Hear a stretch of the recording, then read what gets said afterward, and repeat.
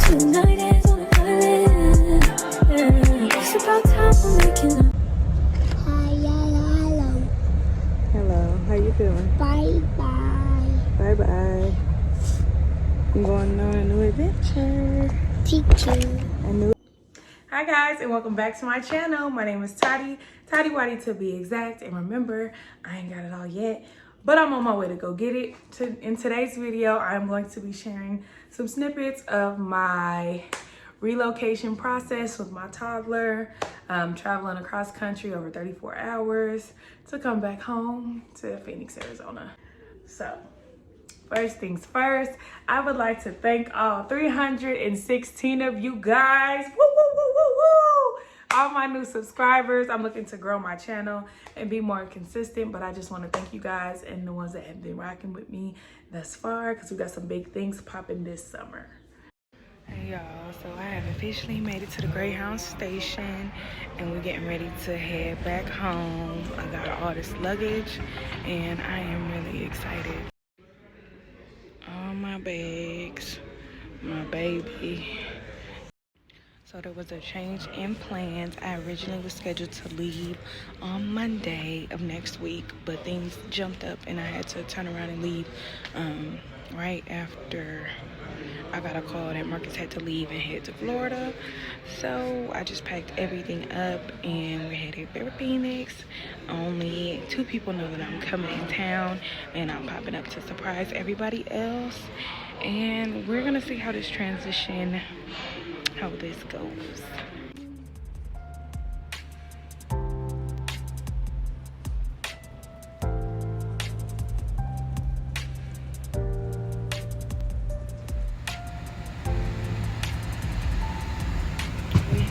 We made it to Jackson, Mississippi. It's 2 o'clock in the morning.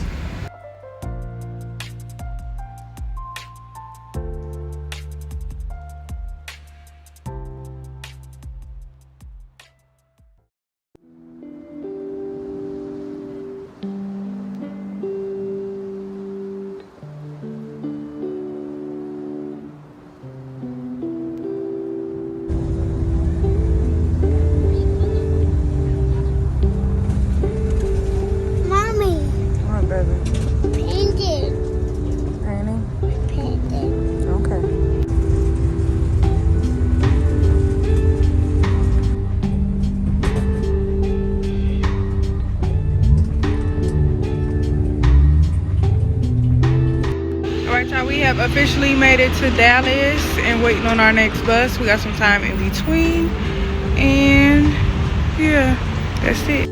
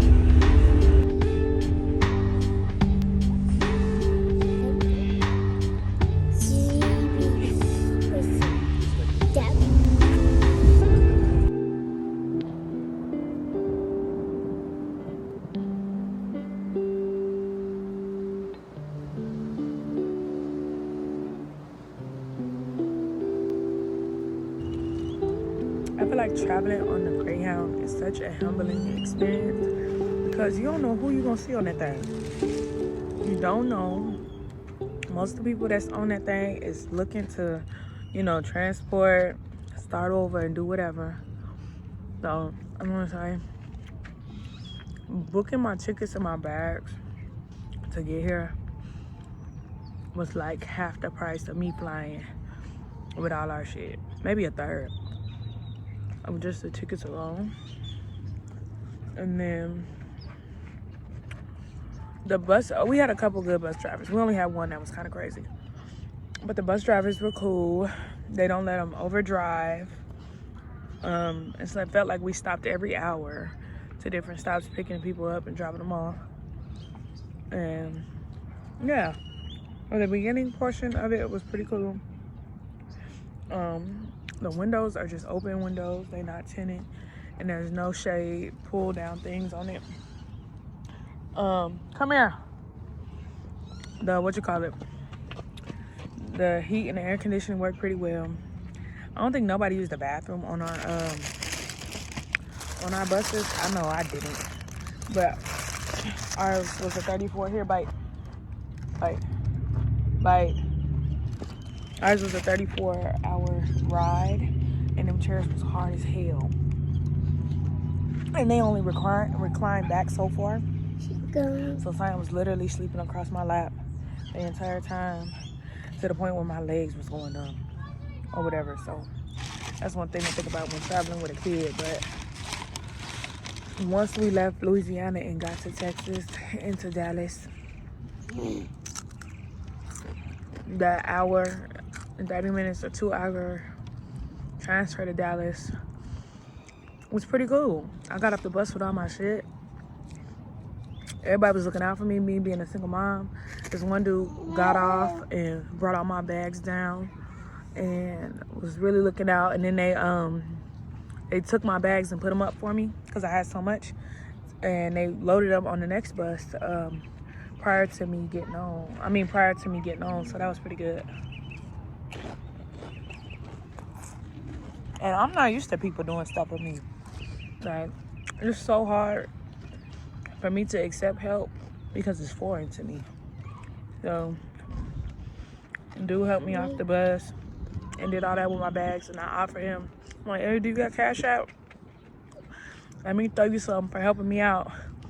And he was like, no, I'm good. And he just wanted me to buy him a Powerade or whatever, which was also cool. But most of these people you gonna meet on the Greyhounds, most of them just got out of the pen. Just got out of lockup. People starting over. It was just real cool. Like, low-key, the vibe on the bus, it kind of felt like high school, like the first day of school. You know, you don't know nobody, but everybody chill. We all, you know, have a similar reason why we here or why we got here. So that was pretty decent. Look, I don't care what nobody say. Them inmates that get out, they look out for a single mama and a kid. That's for sure. Them niggas held it down. Took care of us. Made sure we was good. I know I had to get off and throw some stuff away. Simon was asleep. And I was like, I really gotta go to the bathroom. I gotta get off. I didn't want to wake him up because he'd be grouchy. And the brothers on there was like, you cool, he cool. I'm like, you gonna watch him for me? Got off the bus, did what I had to do, got back on. Boy didn't move an inch or nothing like that. So that was pretty cool. Seeing people, like, look out for people. But I guess they know what it's like having to sit down for however long. So that was really interesting. And it just goes to show, you know what I'm saying? We all human beings. Come on, boy. Eat this. Stop playing. I'm not gonna let you play. Here you go. Let go of the fork. A spoon. So yeah, we all human beings at the end of the day. So I ain't judging nobody. I ain't judging a man soul. But things didn't really get popping until we made it to New Mexico. We got off in New Mexico like late at night, probably like 3 a.m. And everybody had to get off the bus. The bus disappeared for a little bit, and we were sitting there. But prior to that, it was was the next day. It was dark, and we was driving, right? So I'm coming from south. Coming from south to the west. Flat plane. You know, we driving from the trees and the forest and shit to the desert and all that. And there was this man on the bus hollering. Like, it's late. It was probably like 2 a.m. And I told y'all, most of the people that was on this bus were people starting their life over. And this time we in New Mexico. So it was a lot of Hispanic people traveling to Arizona and California. And some inmates going. There was a lot of people that was working and would pick up contracts to work in West Texas, doing whatever they would do. I don't know if it's mining or whatever. And a lot of people had just got out of prison in Dallas. So we got all these different people, me, single mom, my baby, coming back home. All these different people on the bus, right? And there's this older Caucasian male that comes out of nowhere, and he's hollering, y'all. And he's screaming, stop! Stop the bus! We're gonna crash!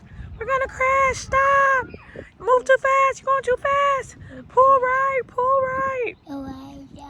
And I woke up and I'm startled. I'm like, who the fuck is screaming on the bus? And why are they screaming like we driving near a canyon? We just driving on a flat road. Like, ain't nothing to bump into. And wasn't that many cars or trucks or diesels on the road. But he's hollering, screaming at the top of his lungs. And a lot of the niggas was on the bus was like, it was like, shut your ass up. Nigga, I'm trying to sleep. Like, that really put me in the zone, like if I was in jail. Shut your ass up, cuz. I'm trying to sleep. And he kept screaming. He kept doing it. This shit went on for about an hour. Until somebody stood up and was like, if you scream again and make some more noise, I'm going to stand up and I'm going to get in your ass. And I'm just like, oh my God. So that was very interesting. Somebody was having night terrors, screaming the bus was finna crash. Woke everybody up and was finna get jumped.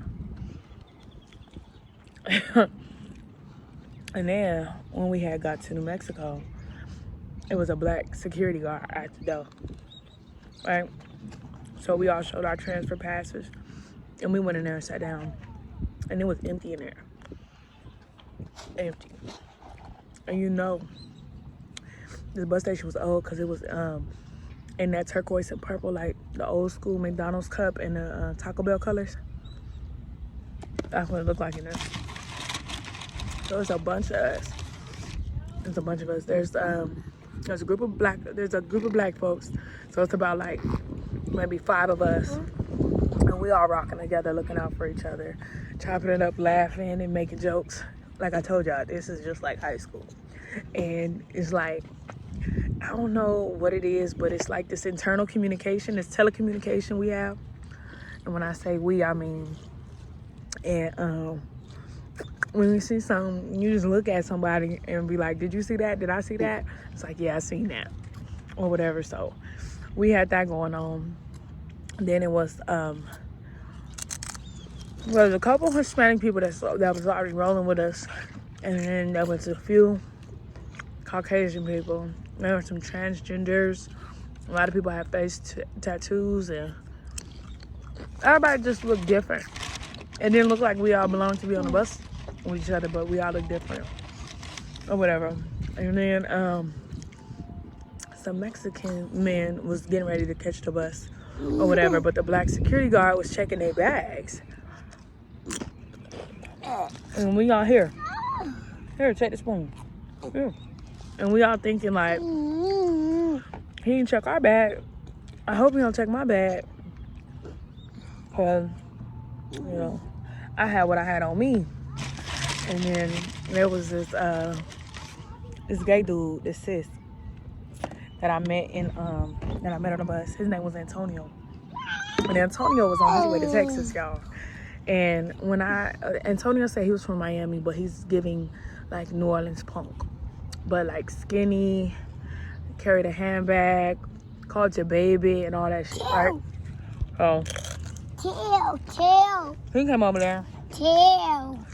and he had a grocery bag full of snacks and stuff from the previous gas station here. Right. Thank you. From the previous gas station. And he was like, y'all want some? Whatever. I was like, no, I'm cool. You know, you don't eat from strangers or whatever.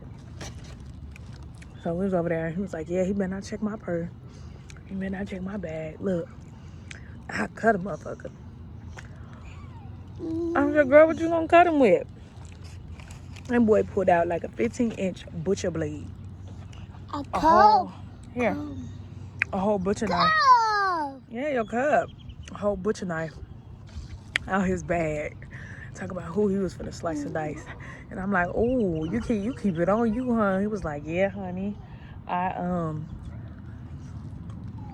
leaving Florida because my husband, he said he had a Puerto Rican husband that was jumping on him and busting his head and stuff. So he was running away to Vegas or whatever. And I'm just like, dang, it's crazy how people don't even know you. Be spilling tea. I don't know. Maybe I just got it. But people tell me, I don't know. Everywhere I go, people be telling me their story. But we was just talking. And then there was this real obese couple I was riding the bus with us. And he gets to talking shit like, oh, look at them. They big. I know they big. They got some snacks. I'm finna go ask them. I'm hungry. I'm finna go ask them to feed me. Meanwhile, he had a whole bag of snacks in his purse or whatever. So he went over there talking to the people. Why did you get this man all type of shit? These name brand snacks too. They gave him all kind of stuff. Goldfish, Rice Krispie treats, trail mix. They did him good. And the whole time I'm thinking like, I don't care if the food is closed. You don't eat from everybody. But he just assumed they had snacks there. Lo and behold, they did. Lo and behold, they did. And that was pretty much the crazy stuff that happened on the bus. Would I do it again? Probably not. I probably wouldn't do it again. But if I had to, if it was an emergency or, you know, shorty had to get gone, get out of Dodge, maybe. But I definitely wouldn't want to put my baby through that. Because I was long hours, long ride. You can go and chilly out here, huh? Oh, here's water. Okay. I'm gonna wrap up this video. You can go play. And yeah. I'll be back sometime this week. Figure out what's going on. Want to say bye to the people? No? Later, y'all. And remember, it's your girl, Tottie Wati. Don't forget to like, comment, and subscribe. Holla at your girl. New videos and story times on the way. And just remember, I ain't got it all, but I'm on my way to go get it. I ain't got it all, but I'm on my way to go get it. Peace.